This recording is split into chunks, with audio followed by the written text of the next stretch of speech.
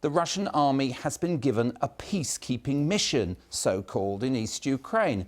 What to expect now? During the last 48 hours, many videos have appeared showing these troops. Now, if we stop this and look, you'll see that all the vehicles have a large Z applied in white paint. That's a recognition symbol for soldiers who may soon enter combat against an enemy equipped with similar vehicles. How far will they go? The Russian army has moved a big proportion of its combat power, 70% according to some estimates, to the area around Ukraine, about 125 battalion tactical groups, up to 1,000 soldiers in each of those, plus supporting elements, taking them to around 175,000 soldiers. They're commanded by half a dozen higher headquarters in Crimea, bordering the separatist-held Donbass there, and just north, where a key concentration from the 1st Tank Army is centred, including those tanks we saw at the start, to Belarus. Russia now has many military options. It could send troops into breakaway Donetsk and Luhansk, as tonight's announcements suggest, or go further to batter the Ukrainian army. It could push beyond, and current dispositions suggest a double envelopment. Those two arms you see there from Crimea and the Belgorod area might be used to cut off much of eastern Ukraine. At the highest end of escalation would be the type of plan revealed by the UK Ministry of Defence last Friday, suggesting a drive to Kiev and indeed taking the whole of eastern Ukraine. Now, experts in Kiev doubt this. They feel that Russia's forces may be big, but there just aren't enough to occupy such a huge area or surround their capital, a city of 5 million. As for the trigger for this military action, President Putin hosted a public meeting of his Security Council today. There, he sounded the death knell for the Minsk Accords, the long-stalled peace process between Ukraine and the Russian separatists. And he delivered this a few hours later in a TV address. Видим, что правящая в Киеве верхушка постоянно и публично заявляет о нежелании выполнять Минский комплекс мер по урегулированию конфликта. Не заинтересована в мирном решении. Напротив, пытается вновь организовать на Донбассе блицкриг, как это уже было в 2014 и 2015 годах. Чем закончились тогда эти авантюры, мы помним. Well, what about the trigger for military intervention? There have been incidents in the Russian separatist areas that seem to be the very provocations that Western leaders warned about, from the alleged shelling of a border post in Russia. Ukraine says none of its artillery was within range, to this apparently graphic footage which claimed to show a man who'd lost his leg in Ukrainian shelling, but who some observers have pointed out appears to already have a fixing for a prosthesis. Extraordinary goings-on then as Russia tries to shape public opinion for action.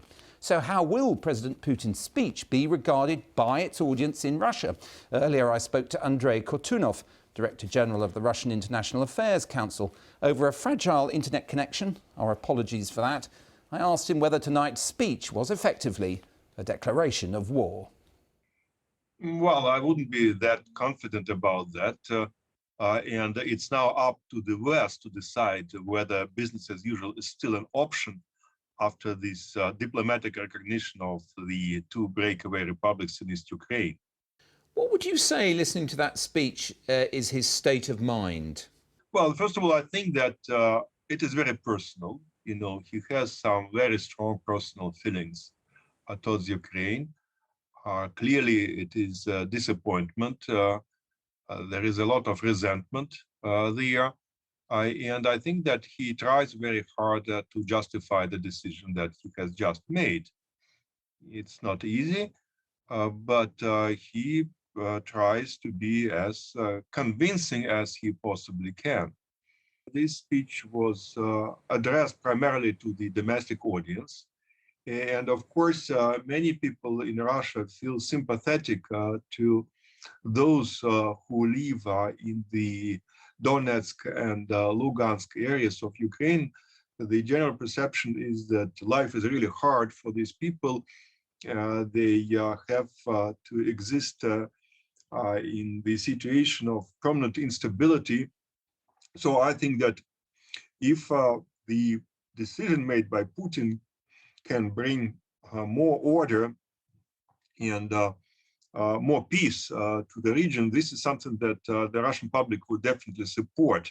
Though, of course, the Russian public is also concerned about the repercussions of this decision, namely about more Western sanctions, and the people are thinking about how these sanctions might affect their day-to-day lives. Andrey, you said before that the measure was intended to bring peace to those areas of East Ukraine, but it did seem that President Putin, by talking, for example, of a Ukrainian desire to get nuclear weapons sooner or later, and that they were holding a knife to the throat of Russia, was using a language that could justify going all the way to Kiev. I mean, to change the government there. Well, I can only hope that it will not happen, because it is relatively easy to put the Donetsk and Lugansk areas under control. The population there is predominantly pro-Russian. The leadership, of course, expects Russia to get involved. But if you move to Ukraine proper, if you move in the direction of Kiev or Kharkiv or West Ukraine, definitely you're likely to meet a lot of resistance.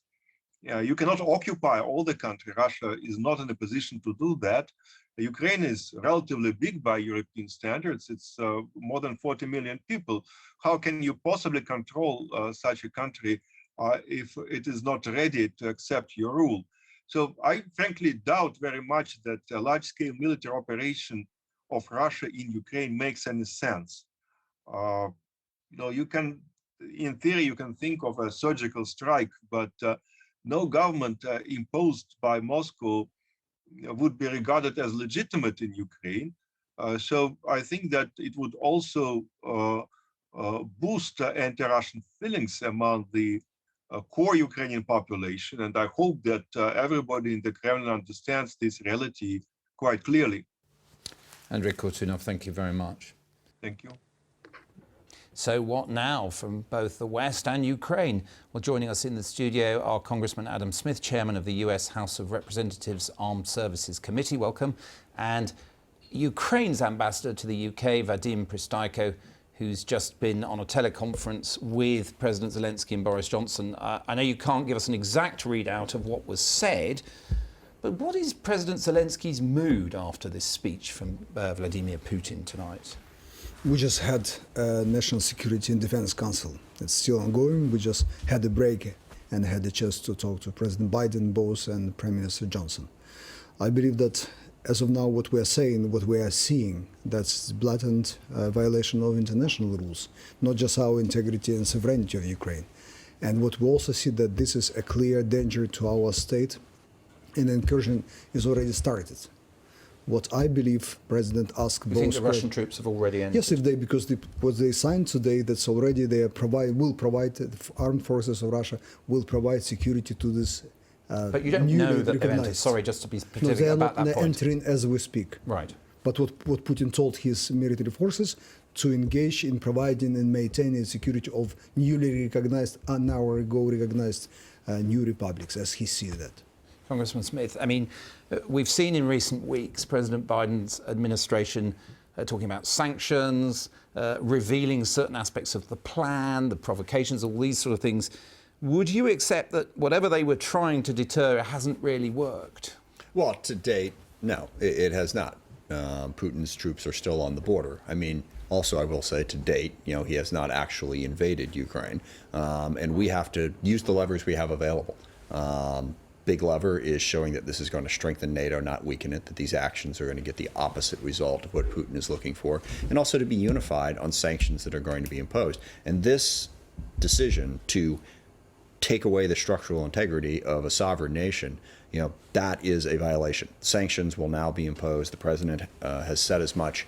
So, we need on to those two breakaway republics. Just for doing that. I mean, that is the incursion that we said. It's clear. It is a clear violation of international law, and we should have no ambiguity about that. And we should hold them accountable for that decision, even as we also try to prevent, further unwarranted aggression. Well, in terms of a possible further aggression, I have to say, hearing some of that language in the speech, if I was Ukrainian, I'd be worried. I mean, do you worry that this might be about going all the way to Kiev or or taking large parts of your country? I was also listening to what he was saying, almost an hour of these historic debates with himself. And I have to tell you, when the nuclear nation is calling your nation a historical mistake which has to be fixed, yes, you have to be worried what he has in mind. Let's talk about sanctions in a little bit more depth. As you say, President Biden has announced an initial raft and is obviously going to be reviewing this by the hour, depending presumably on where Russian forces go. But this isn't the sort of big bazooka, is it, of cutting off foreign finance, for example, to the Russian economy, some of the things that have been talked about? Yeah, that has not been decided yet. The president made a statement, announcement, and the clear thing is, anybody doing business with the two so-called breakaway republics will be cut off.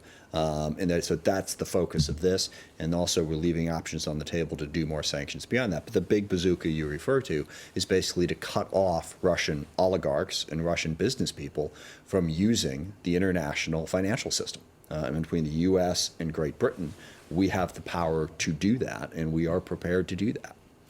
And if the Russian forces do enter, we don't absolutely know that they've gone into those self-declared republics, but if they do go in, do you think the US will continue to supply the kind of advanced weapons, the Javelin anti-tank missiles, the Stinger anti-aircraft missiles that they've done in recent weeks? Will they feed Ukrainian resistance to such a move? Yes, absolutely. And we have to have a robust discussion, not just in the US. Remember, this is our allies.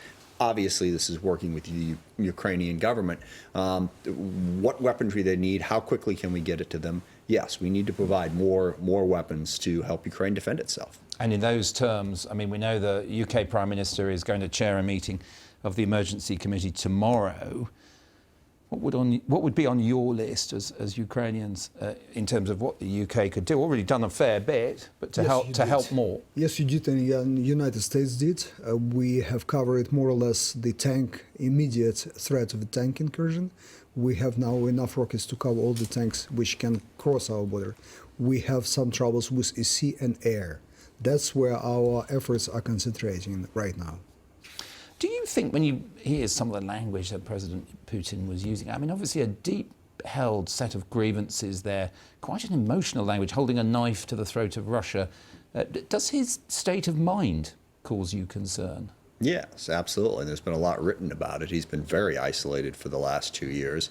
And the parade of having all these people come up and now let us hear what you think, which is basically, now please tell people what I told you to think. He does not seem to be getting any sort of advice other than what he wants to hear. And yes, it is very concerning that he has isolated himself in that way. The cost of doing this to Russia is going to be enormous. Just about every commentator, in fact, I heard, we met with Prime Minister Johnson earlier today with the Speaker of the House, and we were even talking about, why would Putin do this given the obvious downside for Russia? And I think you hit upon the answer. He's not getting good advice. He has isolated himself. One of the things that President Biden, in common with President Obama and President Bush, have tried to do is refocus on Asia.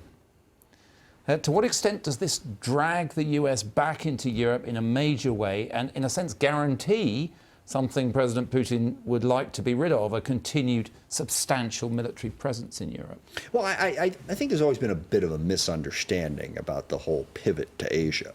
The point was that when then President Obama was the first one to sort of announce that, we hadn't been paying enough attention to Asia. But I can tell you, as the chairman of the Armed Services Committee, I've joked that we ought to have a mnemonic for China, Russia, Iran, North Korea, transnational terrorist threats. Okay? And you can rank them however you want to rank them. They're all on the list. They are all national security concerns. And Russia has never not been a national security concern in the last 10 years. So they're very much on the list, and we are not moving away from that. You saw that at the Munich Security Conference. The unity of the NATO partners and of the U.S. focused certainly on Ukraine, but also on the broader threat that Putin presents. He is a major factor in our national security plans. I mean, the US was going down under President Obama to 0 tanks in Europe. So to an extent, in the years since then, it has reinforced its presence. Sure. Would you envisage further heavy forces being forward deployed in Poland, the Baltic republics, wherever? Absolutely. As you know, I mean, President Putin's comments in 2007, which were the first indication that all of our... Look, we tried to work with Russia not to subjugate them, but to integrate them into the world. Okay, we provided a lot of support. Putin chose a different path. And as he's continued down that path, we, our NATO partners, everyone has recognized with a growing threat requires a growing response. Vadym Prystaiko, can I ask you, you are also a former foreign minister of Ukraine, so I'm sure that diplomacy is in your DNA, as it were, but do you think everything that President Macron and Chancellor Scholz have been trying to do over recent weeks has been well judged? Some people say they've been played, that they've tried to put the Ukrainian government under a lot of pressure.